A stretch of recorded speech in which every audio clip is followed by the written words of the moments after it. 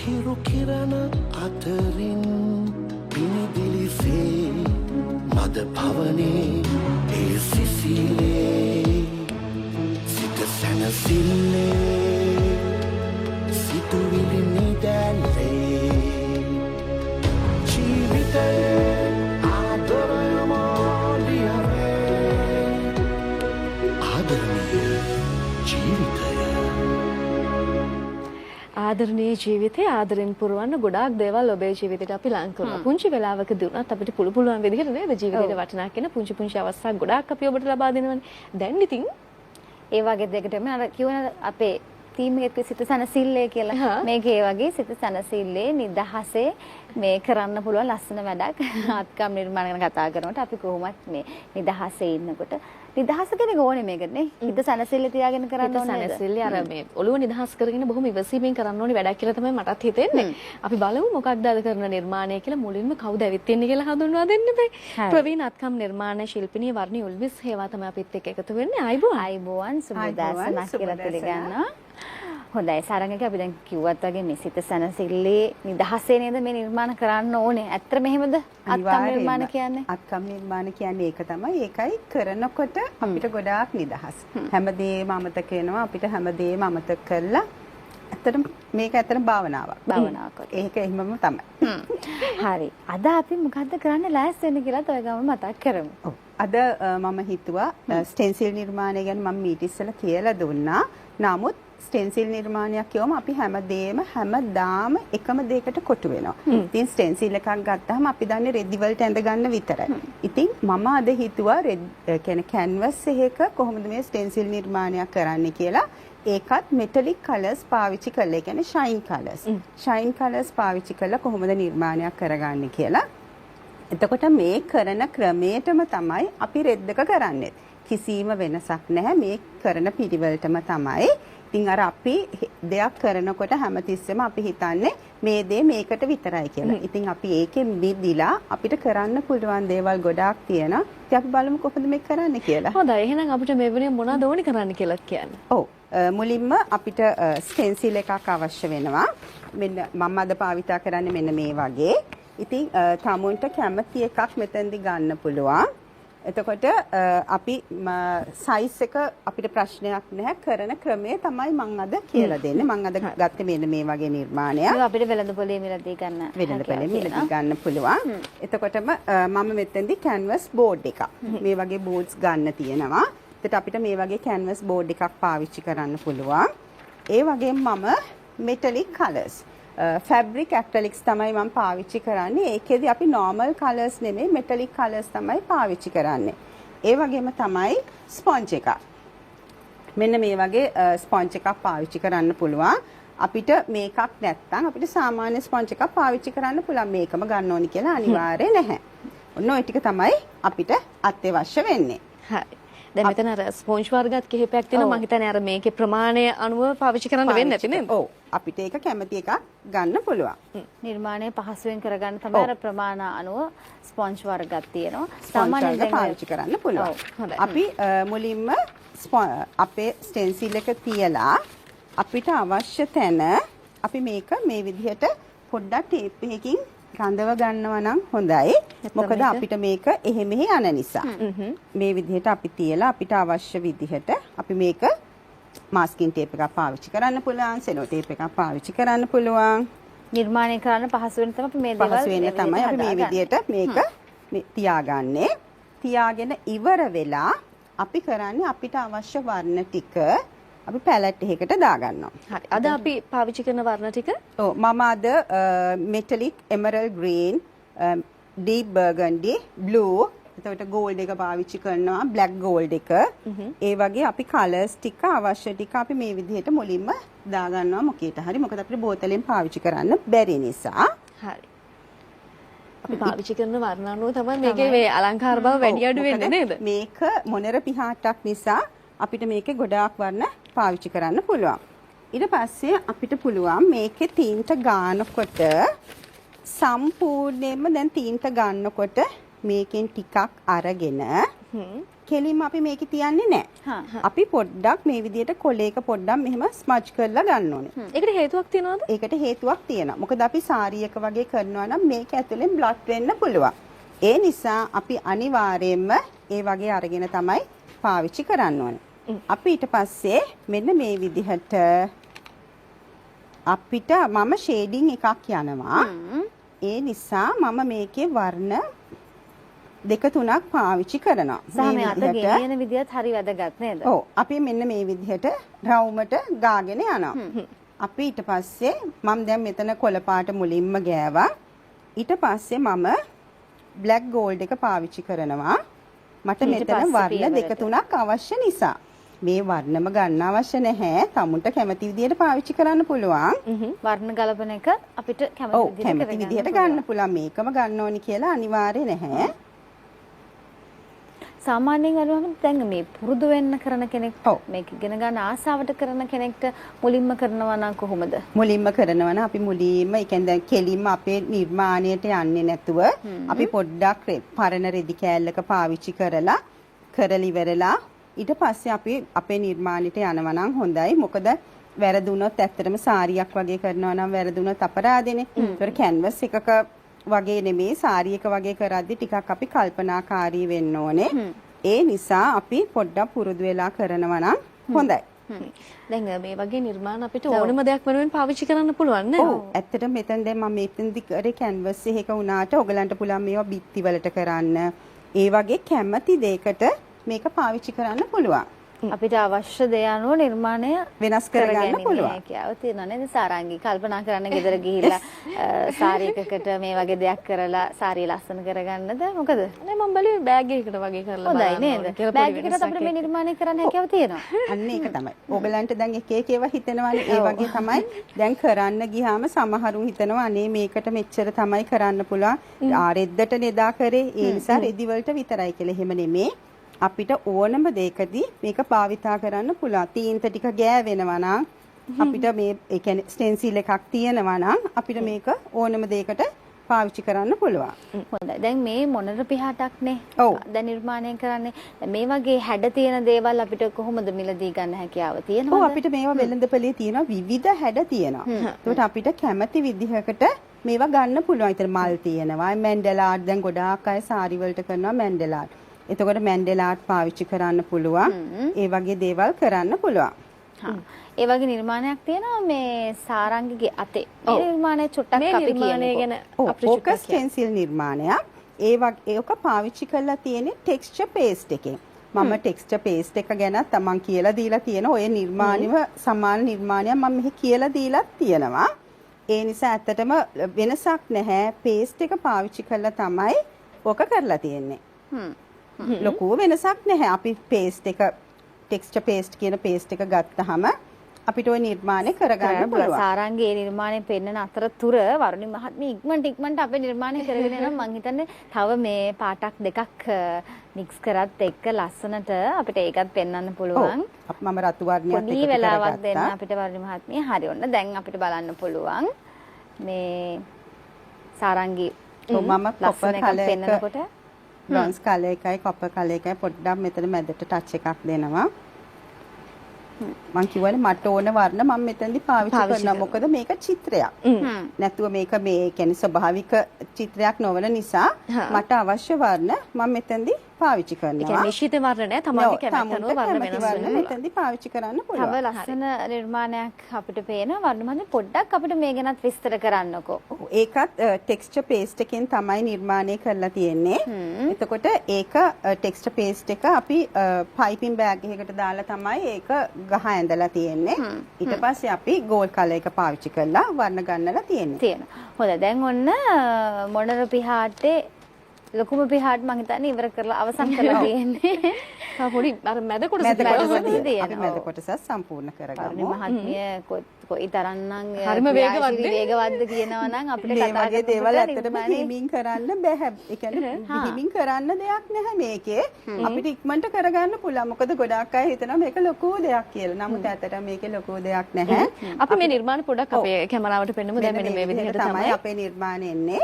විනාඩි කිහිපයකින් ඉතාමත් ලස්සන විදිහට වර්ණවත් විදිහට නිර්මාණය ස්ටෙන්සිල් කළා. එක තියෙනවා තාම ස්ටෙන්සිල් එක ඉවත් කරේ නැහැ. අපි දැන් මේ විදිහට තීන්ත ටික ගාගත්තට පස්සේ තමයි ස්ටෙන්සිල් එක ඉවත් කරන්න ඕනේ.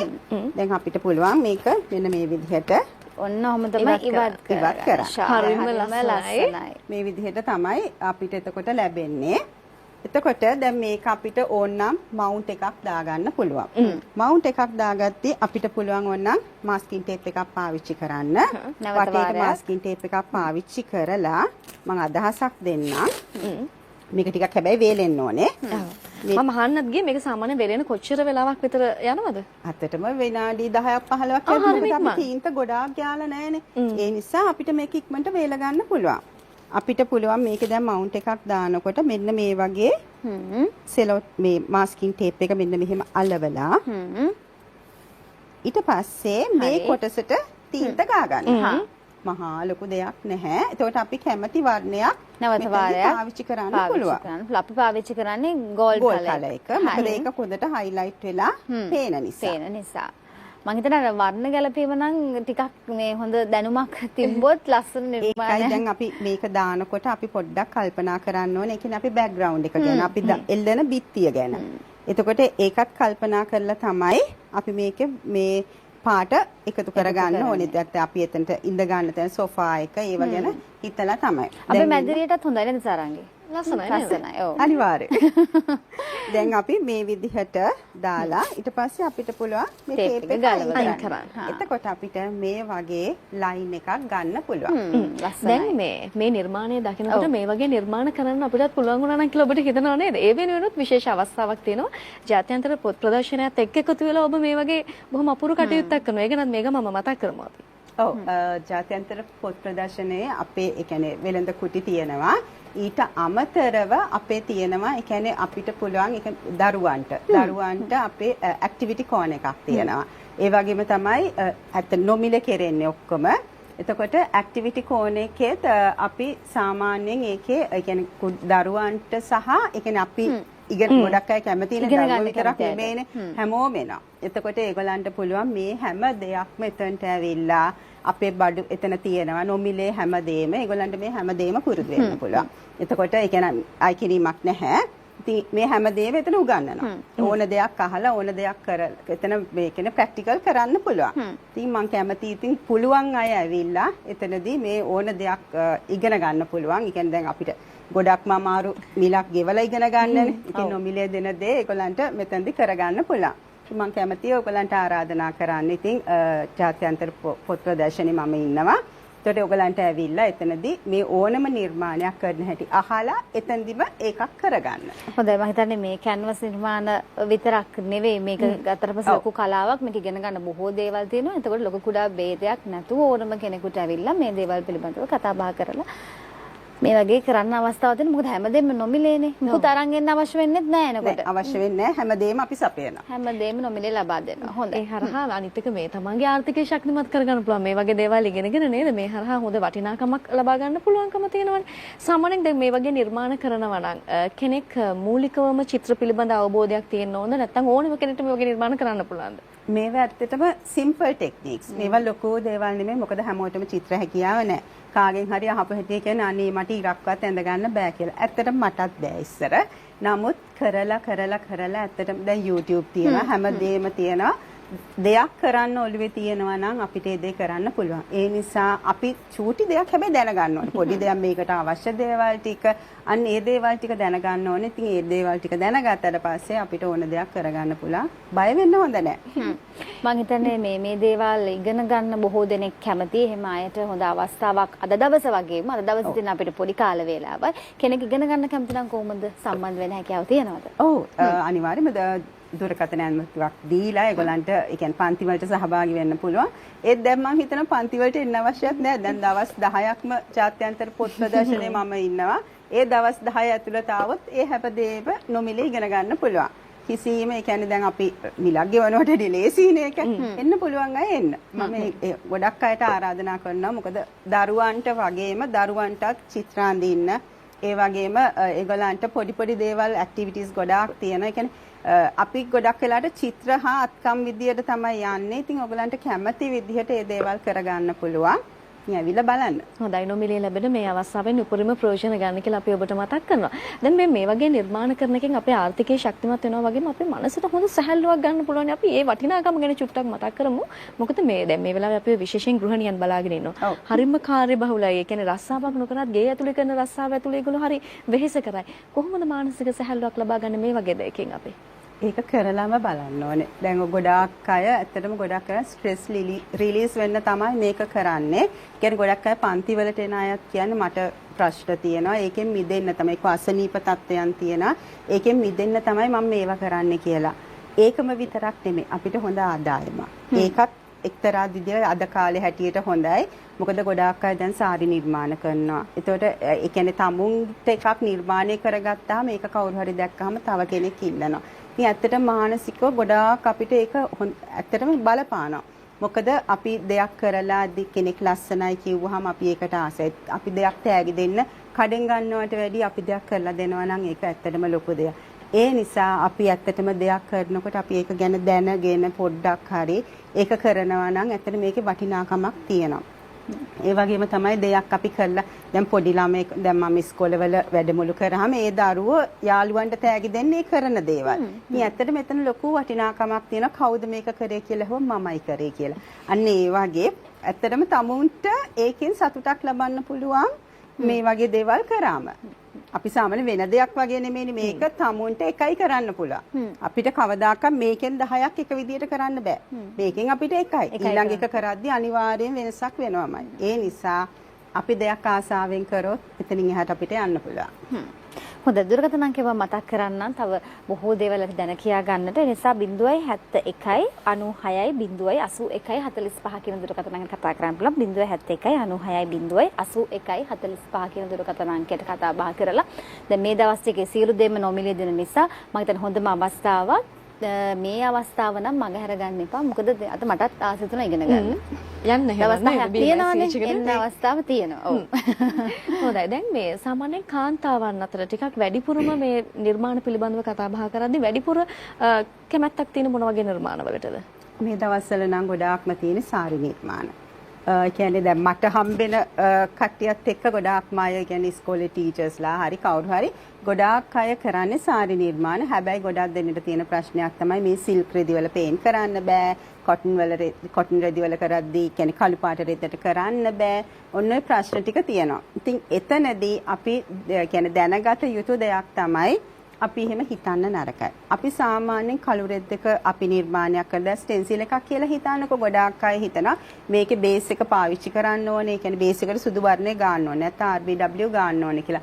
නමුත් අවශ්‍ය නැහැ හැම වෙලාවෙම මේ දේ කරන්න. අපිට පුළුවන් මෙටලික් කලර්ස් පාවිච්චි කරන්න. මෙටලික් කලර්ස් පාවිච්චි කරාම අපිට ඒ දේ කරන්න අවශ්‍ය. දැන් මෙතන මම කළු පාට පසුබිම ගත්තේ අන්න ඒක පෙන්වන්න අවශ්‍ය නිසා. කළු පාට පසුබිම ගත්තාම අපිට අවශ්‍ය වෙන්නේ ඒ විදිහට පෙන්වන්න.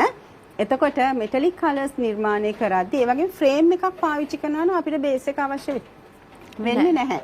අපිට කෙලින්ම තද වර්ණ උනත් පාවිච්චි කරන්න පුළුවන්. ඒ නිසා අපි මතක තියාගන්න ඕනේ සාරි නිර්මාණයක් වගේ කරනකොට හොඳට ඇදලා පින් කරගන්න ඕනේ. නැත්නම් ෆ්‍රේම් එකක් පාවිච්චි කරන්න ඕනේ. යටට හොඳට පොලිතින් එකක් දාන්න ඕනේ. එතකොට අපිට ප්‍රශ්නයක් වෙන්නේ නැහැ. අපිට දිගටම එක විදිහට වැඩේ කරන්න පුළුවන්. ඉතින් ඕගලන්ට තියෙන හැම වෙලේම දෙයක් කරනකොට ඒ නිර්මාණයට අවශ්‍ය කියන්නේ අවශ්‍ය බඩු ටික රැස් කරගන්න ඒ වගේම තමයි හරි විදිහට කරන්න. එතකොට වරදින්නේ නැහැ. දැන් හැබැයි සාරියක් වගේ එකක් කියලා කිව්වම ගොඩක් දිගයිනේ. ඒතකොට කොහොමද විශේෂයෙන් සැලකිලිමත් වෙන්න ඕන දේවල් තියෙනවද? මට නම් ටිකක් බයයි වගේ ටික චුට්ටක් එහෙම වෙයිද වේලෙන්න කලින් ඕක මොන හරි කරන්න ගිහින් ප්‍රශ්න තියෙයිද කියලා හිතනවානේ. කෙනෙක්ට ඇත්තටම ඔය තියෙන බය දැනෙන්න පුළුවන්. ඔව් සාරියක් කරද්දී ඒ කියන්නේ පොඩි ටෙක්නික්ස් ටිකක් තියෙනවා. ඒ කියන්නේ අපි සාරියක් කරද්දී අපි යටට පොලිතින් එකක් පාවිච්චි කරන්න ඕනේ. ඒක හොඳට ඇල්පෙනෙති වලින් අපි ඒ පොලිතින් එකට ෆික්ස් කරගන්න ඕනේ. මොකද අපිට ලොකු ෆ්‍රේම් එකක් නැත්තම් පොඩි ෆ්‍රේම්ස් වල දාලා කරන්න අමාරුයි. ඊට පස්සේ අපි සාරිය අපේ අවශ්‍ය මෝස්තරේ ඇඳ ගන්න ඕනේ. නැත්තම් අපි ස්ටෙන්සිල් එකක් නම් ස්ටෙන්සිල් එක තියාගෙන කරන්න පුළුවන්. ඊට පස්සේ සාරිය කරාට පස්සේ උස්සන්නවත් හොඳ නැහැ. අපි ඒක ඒ විදිහටම වේලෙන්න තියන්න ඕනේ. මොකද අපි එතනින් අතන්ට මෙතනට ගිනිහිලා වේල ගන්න බෑ. මොකද ඔක්කොම තීන්ත බහින්නේ පොලිතින් එකට. අන්න ඒ නිසා. ඔයගලන්ට අවශ්‍ය නම් ඒ කියන්නේ ඉක්මනට වේල ගන්න අවශ්‍ය නම් ඔයගලන්ට පුළුවන් hair dryer එකක් අල්ලන්න පුළුවන්. ඒ කියන්නේ හදිසියෙම නම්. නැත්නම් ඔයගලන්ට පුළුවන් ලයිට් එක, ටියුබ් ලයිට් එකක් පල්ලෙහාට කරලා දැම්මොත් ඉක්මනට වේල ගන්න. ඉතින් අපි සාරියේ සාමාන්‍යයෙන් දිග්ග මේසයක් නම් අපිට පුළුවන් යාර 2කමාරක් විතර එක දිගට දාගන්න. ඉතින් ඒ කොටස කරගත්තට පස්සේ අපි ඊළඟ කොටසට යන්න පුළුවන්. සාමාන්‍යයෙන් අපි දවසකට සාමාන්‍යයෙන් සාරියක් ඒ කියන්නේ ඉවර කරන්න අමාරුයි. මොකද වේලා ගන්න ඕනේ. ඒ නිසා දවස් 2-3ක් ඇතුළත් වගේ තමයි සාරියක් ඉවර කරගන්න පුළුවන්. මේ විදිහට තමයි යන්න ඕනේ. කලබල වෙලා හැබැයි සාරි කරන්න නම් අමාරුයි. පුංචි ටිප්ස් තියෙනවා මේවා රහස්. ඉතින් මේ වගේ රහස් ගැනත් ඔන්නවාට දැන් BMICH එකේ පැවැත්වෙන මේ පොත් ප්‍රදර්ශනයට આવොත් එහෙම මේ විශේෂ කුටියේදී දැනගන්න පුළුවන්. ඒ හරහා ඔබේ ව්‍යාපාර කටයුත්තක් විදිහට මේ වගේ අත්කම් නිර්මාණ කරන්න බලාපොරොත්තු වෙනවා නම් කොහොමද තවදුරටත් ඒක දියුණු කරගන්නේ කියන එක ගැනත් තොරතුරු දැනගන්න පුළුවන්. සහ දැන් ගොඩක් දෙනෙක් කැමති මේ දේවල් දැන කියා ගන්න. අද දවසේත් අපි ඒ නිසා තමයි අපේ වැඩසටහනකදී මේ දේවල් ඔබත් එක්ක බෙදා හදාගත්තේ. සාරංගි දැන් ඇත්තටම මේ නිර්මාණ කියලා කිව්වට පස්සේ මම හිතන්නේ කාන්තාවන් වැඩි කැමැත්තක් තියෙනවා. පුංචි දරුවෝ නිතරම අපි දකින්නනේ ඔය වෝටර් කලර්ස් එක ඊට පස්සේ චිත්‍ර අඳිනකොට චෝක් පාවිච්චි කළා මේවා කරන හින්දා ඕන්ටත් හරිම පහසුවෙන් මේ දේවල් මේ ඉගෙන ගන්න කැමතියට හසුර ගන්න කැමති විදිහට එතුමිය ලෑස්ති වෙනවා කියලා දෙන්නේ. ආරාධනාත් කරන ගමන්ම අපිට අද සමුගන්නත් වෙලා ඇවිල්ලා තියෙනවා. ඔව් අවසාන වශයෙන් අපි කැමති ඔබතුමියම ආරාධනා කරනවා නම් BMICH පරිශ්‍රයේ මොන කුටියට දෙන්න ඕනි කියන කාරණාව ගැන චුට්ටක් මතක් කරමු අපි. ඔව් ඒකේ අපි සඳහන් කරලා තියෙනවා ක්‍රියේටිව් ඇක්ටිවිටි කෝන කියලා. ඒකට එන්න පුළුවන්. දැන් මෙහෙම කට්ටිය ගොඩාක් එනවා නම් හැබැයි මට ඇමතුමක් දීලා කාලය වෙන් කරගන්නවා නම් හොඳයි. ටීම් එකක් විදිහට එනවා නම් මට කතා කරලා කාලය වෙන් කරගන්නවා නම් හොඳයි. මොකද ටික මං හිතනවා මොකද එතන සීමිත සංඛ්‍යාවක් තමයි එකපාර දාන්න පුළුවන්. මුළු ඒ කියන්නේ උදේ 10 ඉඳලා හවස 6 වෙනකම් පමණ 9 වෙනකම් පොත් ප්‍රදර්ශනයේ තිබ්බත් 6ට මේක නවත්තනවා. මේ ඒ නිසා يعني ටීම් එකක් හැටියට එනවා නම් ඔයගොල්ලෝ කතා කරලා මට වෙලාව වෙන් කරගන්න. ඉතින් මම කැමතියි ඔයගොල්ලෝ ඇවිල්ලා ඔයගලන්ට තියෙන ප්‍රශ්න, ඒ කියන්නේ පින්තාරු පිළිබඳව තියෙන ප්‍රශ්න ඕනම දෙයක් මගෙන් අහලා මෙතෙන්දී විසඳ ගන්න පුළුවන්. පුළුවන්. හොඳයි. දුරකථන අංකය තවරක් මම මතක් කරන්නම් 071 96 81 45 කියන දුරකථන අංකය 071 96 81 45 කියන දුරකථන අංකයට කතා බහ කරලා එන අනිවාර්යෙන්ම යන්න. හරි. එහෙමනම් අපි ස්තුතිවන්ත වෙනවා ප්‍රවීණ අත්කම් නිර්මාණ ශිල්පිනී වරුණී උල්විස් හේවා මහත්මියට. අද දවසේ අපිත් එක්ක එකතු වෙලා මේ වගේ ලස්සන නිර්මාණයක් කරන හැටි අපිට කියලා දුන්නාට බොහොම ස්තුතියි. සුබ දවසක්. සුබ දවසක්. හිරු කිරණ අතරින් පිනිදිලිසේ මද පවනේ ඒ සිසිලේ සිත සැනසිල්ලේ සිතුවිලි නිදැල්ලේ ජීවිතයේ ආදරයමෝලියවේ ආදරණීය ජීවිතය. දිනපතා අලුත් වීඩියෝ සහ ප්‍රවෘත්ති නැරඹීමට ඉහත බටන් එක ක්ලික් කර සියත TV subscribe කරන්න.